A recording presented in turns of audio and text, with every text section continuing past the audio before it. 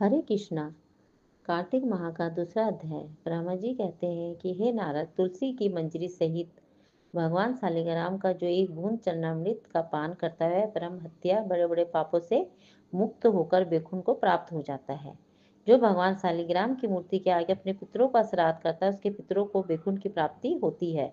जो भगवान शालिग्राम की मूर्ति का दान करता है उसको समस्त पृथ्वी के दान का फल मिलता है। परंतु शालिग्राम की मूर्ति बेचनी नहीं चाहिए।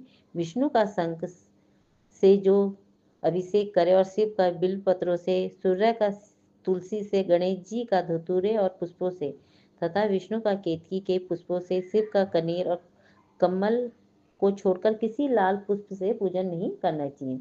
जो श्री विष्णु का पूजन कमल के पुष्पों और लक्ष्मी जी का मालती और चंपा के पुष्पों से करता है वह भगवान के परम पद को प्राप्त हो जाता है।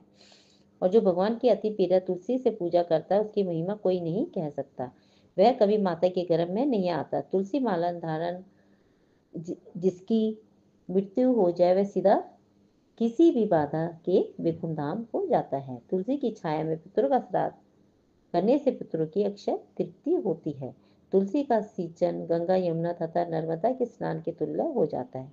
तुलसी का वृक्ष लगाने और सींचने और स्पर्श करने से मनुष्य की काया, वाचा और मनसा तीनों प्रकार के पाप नाश हो जाते हैं। जो मनुष्य आंवले के पत्ते और फूलों से भगवान का पूजन करता है तथा आंवले के वृक्ष के नीचे बैठकर भगवान का पूजन करता है उसके सोने के फल और पुष्पों का फल प्राप्त होता है। जो मनुष्य द्वादशी को तुलसी तथा आंवले के पत्तों को तोड़ता हुआ घोर नरक में जाता है। जो मनुष्य कार्तिक मास में आंवले के फल, तुलसी और गोपी चंदन की माला धारण करता है वह जीवन मुक्त हो जाता है। इस प्रकार व्रती पुरुष भोजन करके चंदन, पुष्प, पान और दक्षिणा से ब्राह्मणों को प्रसन्न करे।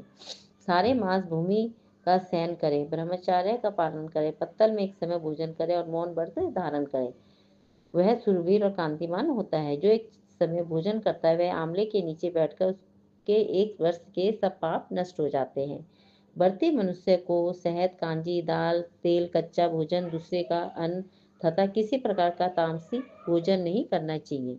रविवार को आंवला न खाएं, देव, वेद, गो और ब्राह्मण की निंदा न करें, मांस आदि का सेवन न करें और मिट्टी में उत्पन्न हुए नमक, मसूर, बासी भोजन, तांबे के पात्र में डाला हुआ दूध आदि केवल अपने लिए पकाया हुआ भोजन नहीं खाना चाहिए। रस वाला स्त्री, पतित, पाखंडी आदि से वार्तालाप नहीं करनी चाहिए। इन तिथियों में एक एक चीजों का भोजन नहीं करना चाहिए। एकम को पेठा, दूज को बैगन, तीज को पृथ्वी का फूल, चौथ को मूली, पंचमी को बिलपर, छठ को कलिंदा, सप्तमी को आंवला, अष्टमी को नारियल, नवमी को जंगली घिया, दसवीं को परमल, एकादशी को बेर, द्वादशी को मयूर, त्रयोदशी को पान और चतुर्दशी अथवा अमावस्या को पूर्णवासी को पूर्णवासी को नारी का सांग नहीं खाना चाहिए।